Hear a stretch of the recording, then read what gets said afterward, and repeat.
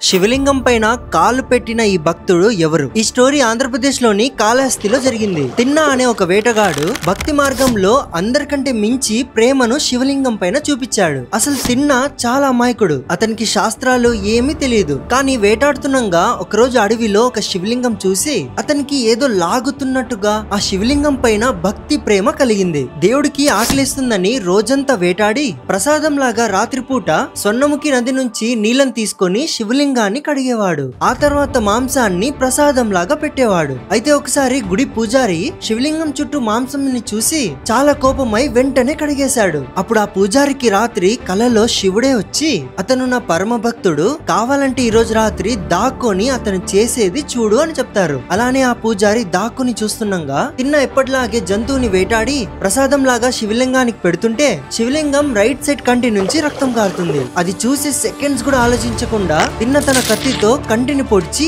శివలింగం right side కంటికి అతికిచ్చాడు. వెంటనే రక్తం కారడం ఆగిపోయింది. చూస్తే శివలింగం యొక్క లెఫ్ట్ సైడ్ కంటికి కూడా రక్తం కారడం స్టార్ట్ అయింది. అప్పుడు తిన్న ఆలోచనలో పడి, ఇప్పుడు నేను లెఫ్ట్ కంటిని కూడా కోస్తే కరెక్ట్ గా శివలింగం కి లెఫ్ట్ సైడ్ ఎలా అతికిస్తాను అనే ఆలోచనలో పడ్డాడు. అప్పుడు తిన్న తన కాళ్ళని కరెక్ట్ కంటి దగ్గర పెట్టి తన కంటిని కోసి శివలింగానికి అతికించాడు. ఇలాంటి భక్తిని చూసి ఆ పూజారి అయితే షాక్ అయిపోతాడు. అప్పుడు స్వయంగా శివుడే తిన్నాకి దర్శనం ఇచ్చి, నీ భక్తికి నేను ప్రసన్నమయ్యాను, ఇప్పటి నుంచి అందరు నిన్ను కన్నప్ప అని పిలుస్తారని ఆశీర్వదించారు. అలానే కన్నప్ప కంటి చూపు తిరిగి వస్తుంది. ఈ స్టోరీతో భక్తి అనేది ఇలా చేయాలి అలా చేయాలని కాదు, ప్యూర్ గా ఉండాలని నేర్చుకుంటాం.